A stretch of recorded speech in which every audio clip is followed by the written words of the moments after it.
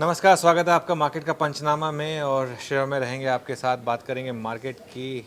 Long weekend आ रहा है तो थोड़ा सा हम भी लॉन्ग वीकेंड के मूड में हैं, लेकिन फिर भी वर्क फर्स्ट। और हम जानते हैं कि आप सब वेट कर रहे हैं, तो इसके लिए आज बात करेंगे मार्केट की, आपके स्टॉक्स की स्ट्रैटेजीज, इन सब पर चर्चा होगी थोड़ी देर में।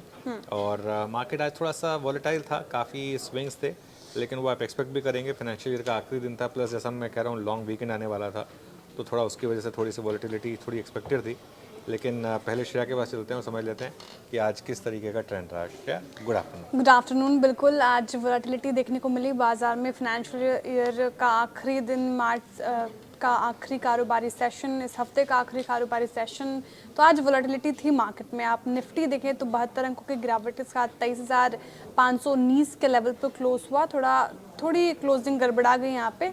इनफैक्ट आप देखिए बैंक निफ्टी में मामूली गिरावटी थी, लेकिन इन रेड क्लोज हुआ। 51,564 के लेवल पर बैंक निफ्टी ने क्लोजिंग दिखाई। सेंसेक्स भी आप देखिए तो 200 अंकों की गिरावट लगभग यहाँ पे देखने को मिली। 77,400 के लेवल पर क्लोज हुआ है। मिड कैप स्मॉल कैप में भी आज गिरावट थी, तो ब्रेथ भी खराब थी मार्केट की आज, क्योंकि स्मॉल कैप और मिड कैप में हमें ज़्यादा गिरावट देखने को मिली। सेक्टर स्पेसिफिक अगर आप नज़र डालेंगे तो जाहिर तौर पर आईटी सबसे ज़्यादा इस सेक्टर पे आज डेंट पड़ता नज़र आया है, 2.25% से ज़्यादा। इनफैक्ट निफ्टी रियल्टी भी इस लिस्ट में शामिल था, 1.5% से ज़्यादा की गिरावट। ऑटो यहाँ पे 1% के करीब गिरावट देखने को मिली। जिस तरह से ग्लोबल क्लूज और टैरिफ के डर ने इन दोनों ही सेक्टर्स को आज के सत्र में कमज़ोर किया। इनफैक्ट आप देखिए कुछ सेक्टर्स जो इन ग्रीन बंद होने में कामयाब हुए हैं, उनमें से एफएमसीजी सेक्टर एक है। लगभग 0.5% से ज़्यादा तेज़ होकर ये एफएमसीजी सेक्टर पूरा क्लोज हुआ है। बहुत सारे काउंटर्स आपको इसके टॉप गेनर्स में नजर आएंगे। प्राइवेट बैंक भी इन ग्रीन क्लोज होने में कामयाब हुआ, क्योंकि कोटक बैंक, एचडीएफसी, एक्सिस, सारे ही स्टॉक्स में तेज़ी थी आज के सत्र में। फाइनेंशियल्स भी आज इन ग्रीन ही क्लोज हुआ, तो सेक्टर स्पेसिफिक ऐसा मूड माहौल रहा था। और वहीं आप स्टॉक स्पेसिफिक बात करें तो बीएससी आज का हीरो ऑफ द डे था। लगभग करीब 17.25% ऊपर चढ़कर आज ये क्लोज हुआ है। टाटा कंज्यूमर अगेन एफएमसीजी का पैक, इसमें अच्छी तेजी थी। आईजीएल फिनेंस से मुथूट फिनेंस देख लीजिए, ओएनजीसी जैसे स्टॉक्स में अच्छी तेजी देखने को मिली। वहीं थोड़ा नेगेटिव जो स्टॉक्स पर डेंट पड़ता नजर आया, उनमें आपको देखेंगे ICICI Prudential, Tata Elxsi, LTI, Mindtree, IT pack के बहुत सारे काउंटर्स। इनफैक्ट आप देखेंगे तो डेलोटे बंद हुए, इन्फोसिस, एचसीएल टेक, टीसीएस जैसे स्टॉक्स में भयंकर गिरावट देखने को मिली। तो बाजार का हाल कुछ ऐसा था। अब सवाल ये कि ट्यूसडे जब हम लॉन्ग वीकेंड के बाद खोलेंगे, तो क्या लग रहा है मार्केट की चाल कैसी होगी? लॉन्ग वीकेंड के को मद्देनजर रखते हुए क्या ट्रेडर्स और इन्वेस्टर्स को क्या हिदायत? देखिए श्रेया, मार्केट में ना आज थोड़ा सा तंग ज़रूर किया आपको, लेकिन टेक्निकली एक चीज़ अच्छी करके दी। हायर हाई और हायर लो बना दिया। आज का लो कल से बेटर था और आज का हाई कल से बेटर था। इसका मतलब आपने न्यू सीरीज़ की जो शुरुआत की वो एक तरीके से अच्छे नोट पर गई। मैं हमेशा बोलता हूँ कि एक्सपायरी डे का जो फर्स्ट डे होता है, जो नई सीरीज़ का जो फर्स्ट डे होता है, उसके हाई और लो को अब आप मार्क करके रखें। और क्योंकि हम दोनों के ऑलमोस्ट बीच में बंद हुए हैं, ट्यूसडे मॉर्निंग को देखिए कि किस तरफ निकल रहे हैं। अगर हम आज का लो तोड़ रहे हैं तो वो नेगेटिव होगा, और अगर हम आज का हाई निकाल रहे हैं तो वो पॉजिटिव होगा। जिस तरफ भी मार्केट निकले उस तरफ ट्रेड ले ले और दूसरी तरफ वाले स्टॉप लॉस लगा दे। फॉर एग्जांपल, अगर आज का हाई क्रॉस होता है तो लॉन्ग हो जाए और आज के लो का स्टॉप लॉस लगा दें। ये सीरीज़ का व्यू है। और अगर आज का लो टूटता है तो शॉर्ट हो जाए और आज के हाई का स्टॉप लगा दें। अगर लग गया stop loss, bad luck. Otherwise अगर आपको ट्रेंडिंग सीरीज मिल गई, उसके बाद बस आपको फिर स्टॉप लॉस ट्रेल करते रहना है। तो ये एक मेरा व्यू होगा, और उस हिसाब से मार्केट को अप्रोच करें। और एक चीज़, बैंक निफ्टी अभी भी काफ़ी स्ट्रांग है।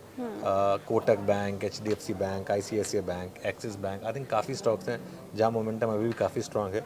तो मेरा ये व्यू रहेगा कि यहाँ पर आप अभी भी पॉजिटिव रहें। सवाल आ रहे हैं, गौरव जी का पहला सवाल है कि गुरुकुल में मुझे हेमंत जी का सेशन सबसे अच्छा लगा, अगले गुरुकुल में हो सके तो सिर्फ एफ&ओ के साथ रखिएगा। आपको ही सभी को काफी ज्यादा अच्छा, इनफैक्ट सारे ही सेशन काफी ज्यादा, सारे सेशन अच्छे थे, लेकिन एक फीडबैक था कि देखिए हेमंत जी के अंदर ना पैशन है सिखाने का, तो वो एकदम पैशन के साथ सिखा रहे थे। और देखिए सारे सेशन हम कैसे रखेंगे। हाँ, एक हम खाली एफ&ओ गुरुकुल करते हैं, वो हम प्लान करेंगे और 3-4 महीने के बाद बिल्कुल। लेकिन इसमें तो कोई डाउट नहीं है कि वो सेशन अच्छा, सारे सेशन अच्छे थे। चलिए कुछ और सवाल लेते हैं पिछड़ा। जी बिल्कुल, बहुत सारे सवाल आ रहे हैं आज के सेशन में। हमने कुछ कमाई का अड्डा में भी एड्रेस किया और JSW इंफ्रा पे बहुत सारे सवाल आ रहे हैं। जीवान राव जी पूछ रहे हैं इंफ्रास्ट्रक्चर का ये स्टॉक कैसा लग रहा है सर? इंफ्रा सेक्टर का ये पर्टिकुलर काउंटर आज हालांकि गिरकर ही क्लोज हुआ है 319 के लेवल पर। देखिए काफ़ी अच्छा स्टॉक है ये। आपको शायद बहुत लोगों को पता नहीं है कि इसका नाम JSW इंफ्रा है। ये एक्चुअली पोर्ट की कंपनी है। तो अदानी पोर्ट के अलावा हिंदुस्तान में अगर अच्छी पोर्ट की लिस्टेड कंपनी कोई है तो वो यही है, JSW इंफ्रा। तो उस हिसाब से मैं काफ़ी पॉजिटिव हूँ इसके ऊपर। प्लस एक अच्छी पेडिग्री से है, एक अच्छे ग्रुप से आती है JSW ग्रुप, जिसने शेयर होल्डर्स को नॉर्मली रिवॉर्ड ही करके दिया है। 6 महीने का चार्ट देख रहे हैं आप, चला नहीं है स्टॉक 6 महीने में, लेकिन गिरा भी नहीं है। अगर मार्केट जितना गिरा उसके हिसाब से, और उससे पहले का चार्ट देखिए डबल हुआ था। तो उस हिसाब से मेरे ख्याल से एक ऐसा स्टॉक जो अभी भी मैं कहूँगा कि अच्छे अप ट्रेंड में, और शायद आगे जाते हुए आपको और पैसा बना कर ठीक है, आगे और पैसा बना के दे सकता है। एक और सवाल आ रहा है, दर्शन जी कह रहे हैं हेलो अनुज सर। इससे पहले एक और दूसरा सवाल लेते हैं। अनुज जी सादर प्रणाम ही कह रहे हैं श्वेता जी, और ये कह रही है मेरा दिमाग जिस शेयर ने दुखी कर रखा है वो है हैप्पीएस्ट माइंड। हैप्पीएस्ट माइंड कभी हैप्पी नहीं होता, और सीरियसली अगर आप स्टॉक को देखें तो बहुत ही लेथार्जिक स्टॉक नजर आया है। क्या करना चाहिए हैप्पीएस्ट माइंड में? हैप्पी कब होगा ये? देखिए पहली बात तो ना, किसी स्टॉक को इतनी शक्ति मत दीजिए कि वो आपका दिमाग खराब कर सके। पहली बात मैं तो कहता हूँ किसी को इतनी पावर मत दीजिए कि वो आपका दिमाग खराब कर सके। आपका दिमाग खराब करने की शक्ति ना सिर्फ आपके अंदर होनी चाहिए बस, या भगवान के अंदर, और किसी के अंदर नहीं। दो के अलावा तीसरे को अगर आप शक्ति दे रहे हैं ना, तो फिर वो आप गलत कर रहे हैं। तो ठीक है, बिग डील, नहीं चला नहीं चला, कोई ज़िंदगी थोड़ना ले गया आपकी, तो ठीक है। लेकिन हाँ, चला नहीं है स्टॉक, इसमें कोई डाउट नहीं है। महंगा स्टॉक था। और देखिए अशोक सूटा जी की कंपनी है जो सीरियल एंटरप्रेन्योर हैं, तो मार्केट ने बहुत ज़्यादा वैल्यूएशन दे दिए थे। हैप्पीएस्ट माइंड का ना ऐसा क्रेजी वैल्यूएशन हो गया था, मतलब उस वैल्यूएशन में आप 2 इन्फोसिस खरीद लें, इस तरीके का वैल्यूएशन हो गया था, वैल्यूएशन वाइज, प्योर वैल्यूएशन। तो ऐसे वैल्यूएशन ना चलते नहीं हैं ज़्यादा टाइम तक। लेकिन थोड़ा ध्यान रखें, इस स्टॉक में करेक्शन मिले, अगर आपको 25-26 टाइम के प्राइस टू अर्निंग से मिले तब लेने की सोचिएगा। लेकिन अब डिपेंड करता है आपने किस प्राइस पे लिया है। फॉर एग्जांपल मैं एक बार जरा देखूं जरा इसका। इन्होंने प्राइस, इनकी प्राइस बताते हो? ओह, मैंने तो स्क्रॉल कर लिया क्वेश्चन। हालांकि इनकी जो प्राइस है, श्वेतांग जी पूछ रहे थे, राइट, ये सवाल हैप्पीएस्ट माइंड पर, और 700 के करीब था आई गेस, जो थोड़ा 700 के करीब था, तो मतलब बहुत ज़्यादा दिक्कत नहीं है। मेरे को लग रहा है कि 1500 पे ले लिया था जो वो वाला, तब दिक्कत हो जाएगी। नहीं 700 की खरीद हाँ, थी शायद। 700 की खरीद है तो देखिए मेरे ख्याल से निकल जाए। अगर 700 की खरीद तो निकल जाए, थोड़ा लॉस बुक करके निकल जाए 700 की खरीद है तो, क्योंकि चार्ट बहुत ख़राब है इसका, ठीक है। इसके लिए।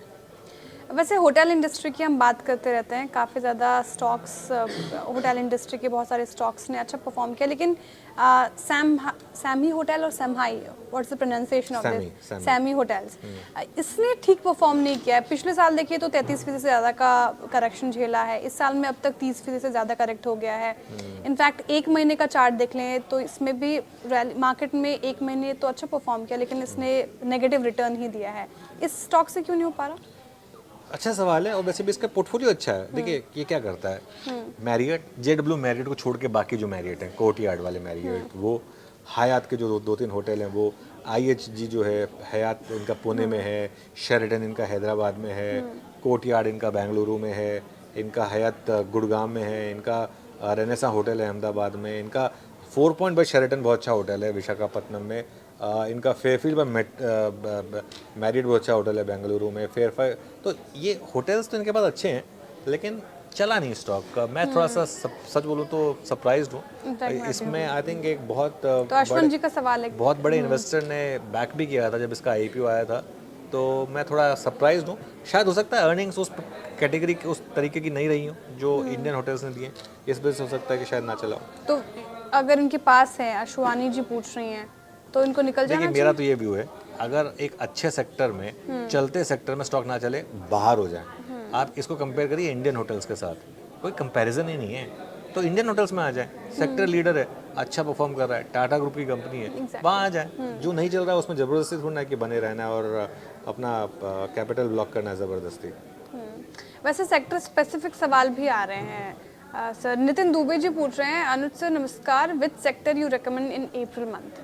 अप्रैल सीरीज में कौन सा सेक्टर आपको लग रहा है दमखम रख सकती है? PSU बैंकों में मोमेंटम दिख रहा है मुझे। आई थिंक PSU बैंक्स मुझे अच्छे लग रहे हैं। मुझे लग रहा है कि ये एक सेक्टर हो सकता है अप्रैल सीरीज़ के लिए, जहाँ पर आप चाहें तो थोड़ा सा एक पोर्टफोलियो बना सकते हैं। आज नीचे था भले ही, लेकिन पिछले कुछ दिनों का ट्रेंड काफ़ी अच्छा रहा था। उसके अलावा सेलेक्ट प्राइवेट बैंक्स जैसे कोटक, एक्सिस, आई थिंक यहाँ पर मोमेंटम थोड़ा स्ट्रॉन्ग बन रहा है, इस पर आप फोकस कर सकते हैं। आई थिंक डिफेंस में अभी भी फॉरवर्ड है श्रेया। आई नो डिफेंस काफ़ी चला है मार्च में, लेकिन मुझे लग रहा है कि डिफेंस में अभी भी थोड़ा बहुत मोमेंटम डिफेंस में भी बाकी है। उस पर भी चाहें तो आप थोड़ा सा फोकस कर सकते हैं। बहुत कुछ डिपेंड करेगा डोनाल्ड ट्रंप साहब क्या करते हैं, लेकिन मेटल्स पर मुझे लग रहा है कि अभी भी थोड़ी बहुत रैली बाकी है। तो अगर आप ट्रेलिंग स्टॉप लॉस के साथ यहाँ काम कर सकें तो मेटल्स पे भी मुझे लग रहा है कि अच्छा move बन सकता है। मेटल्स, PSU बैंक्स, ये सारे सेक्टर आपके रडार पे होना चाहिए। ठीक है, आखिरी सवाल लेंगे इंस्टाग्राम से, फिर वाइंड अप करने की ओर बढ़ेंगे। शिवम त्रिपाठी जी हमारे साथ जुड़े हुए हैं। BSE पे पूछ रहे, हमने डिस्कस भी किया, BSE में शानदार रैली जिस तरीके से एक्सपायरी को लेकर अभी न्यूज़ आ रही है, 17.25% की तेजी इसमें देखने को मिली। क्या लग रहा है आगे भी इस तरीके की रैली एक्सपेक्टेड है? जो है वो जिनके पास है वो होल्ड करें या फिर प्रॉफिट में तो बांध कर निकल जाए? क्या लग रहा है आपको? देखिए, मेरे ख्याल से श्रेया डिपेंड करता है आपने कहाँ लिया है।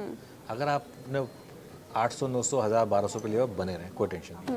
अगर आपने इस 3800, 3900 वाली बॉटम में लिया जहाँ हमने रेकमेंड किया था, तो प्रॉफिट बुक कर लें। बहुत सिंपल एडवाइस है मेरी। डिपेंड करता है आपकी एंट्री प्राइस क्या थी, उसके ऊपर बहुत कुछ डिपेंड करता है। ठीक है सर, एंटरप्राइज तो उन्होंने मेंशन नहीं की, तो ये फिलहाल व्यू BSE पर। चलिए, वक्त हो चुका है वाइंड अप करने का। बहुत बहुत शुक्रिया सर हमारे साथ जुड़ने के लिए, तमाम सवालों के जवाब देने के लिए। दर्शकों का भी बहुत आभार। फ्राइडे के दिन लॉन्ग वीकेंड है, फिर भी हमारे साथ जुड़ने के लिए, अपने सवाल पूछने के लिए सभी प्लेटफॉर्म पर, और जिनके भी सवाल रह गए होंगे हम ट्यूसडे एड्रेस करने की कोशिश करेंगे। Happy weekend to everyone. CNBC Awaaz के सभी दर्शकों को। अब सीधी मुलाकात होगी मंगलवार को। अब बने रहिए CNBC आवाज़ के साथ।